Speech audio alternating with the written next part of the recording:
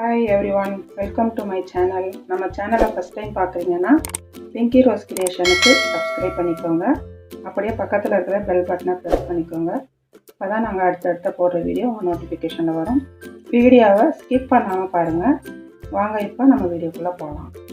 இன்றைக்கி வீடியோவில் என்ன பார்க்க போகிறோம்னா ரசகுல்லா எப்படி பண்ணுறதுன்ற பார்க்க போகிறோம். நான் இப்போ பாலை 1 லிட்டர் பாலை நல்லா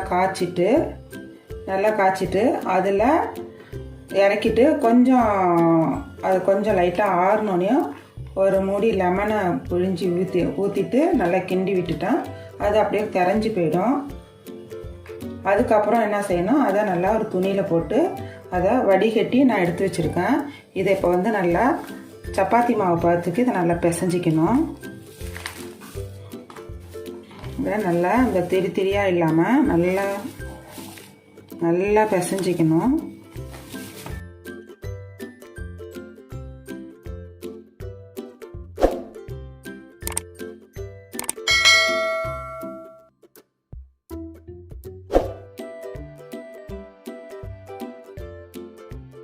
இந்த மாதிரி நல்லா பிசைஞ்சாச்சு.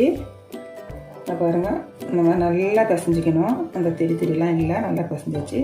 இது இப்படியே இருக்கட்டும். இப்போ இதை நம்ம இப்படி எடுத்து சின்ன உருண்டையாக உருட்டிக்குவோம். உங்களுக்கு எந்த சைஸ் வேணுமோ அந்த சைஸுக்கு நல்லா இதை உருட்டிக்குங்க.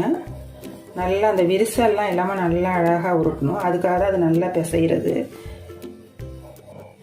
இதை பாருங்கள், இந்த மாதிரி விரிசல்லாம் எதுவும் இல்லாமல் நல்லா உருட்டி எடுத்து வச்சுங்க. இதே மாதிரி நம்ம எல்லா உருண்டைகளையும் உருட்டி எடுத்துக்கலாம்.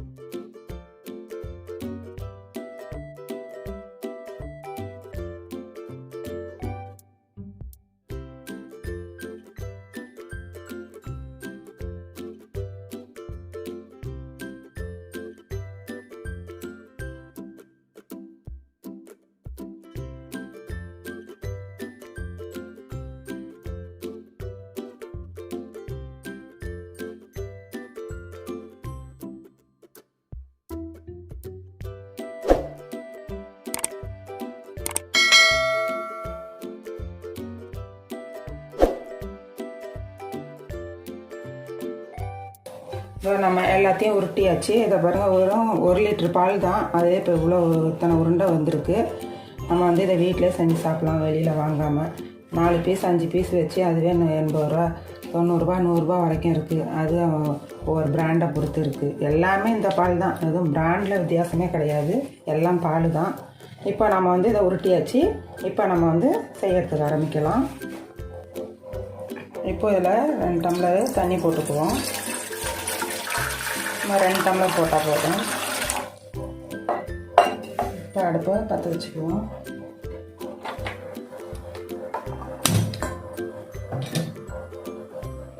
இப்போ இது நல்லா சூடாகட்டும், கொதிக்க ஆரம்பிக்கட்டும்.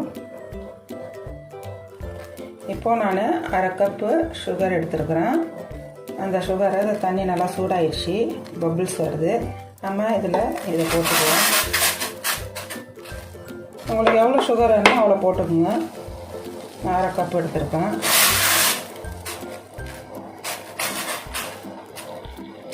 நல்லா கிளறி விட்டுக்குங்க. சுகர் அடி பிடிச்சிடக்கூடாது. நல்லா கிண்டி விட்டுட்டே இருக்கணும். தண்ணி நல்லா கொதிக்குது. இப்போ இதில் நான் ஒரே ஒரு ஏலக்காய் தட்டி வச்சுருக்கேன், அதை இதில் போட்டுக்குவோம் வாசனைக்காக. இப்போ நம்ம நல்லா தண்ணி கொதிச்சிட்ருக்கு. இது பாகு பதம்லாம் ஒன்றும் கிடையாது. நல்லா இது கரைஞ்சிட்டாலே போதும். இப்போ நம்ம இந்த உருட்டி வச்சோம் இல்லையா, அதை ஒவ்வொரு பாலாக இதில் சேர்த்துக்கலாம்.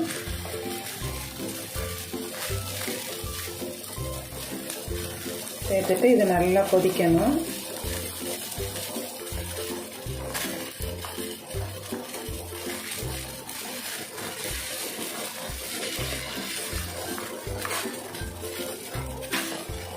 அதை ஒன்றும் நம்ம டிஸ்டர்ப் பண்ண வேண்டாம். அது தானாக அப்படியே கொதித்து நல்லா வெந்துடும். வெந்துட்டு நம்ம போட்ட சைஸை விட கொஞ்சம் பெருசாக ஆகும். அது வரைக்கும் அது நல்லா வேகணும். அப்படியே நல்லா கொதிக்கட்டும்.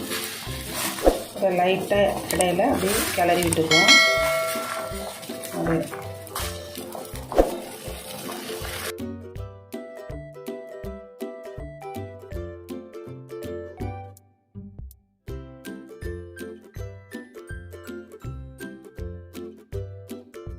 நாம் இப்போ இந்த இதில் ஒரே ஒரு பிஞ்சு சாஃப்ரான் வந்து இதில் சேர்த்துக்குவோம். சும்மா அது அழகுக்காக.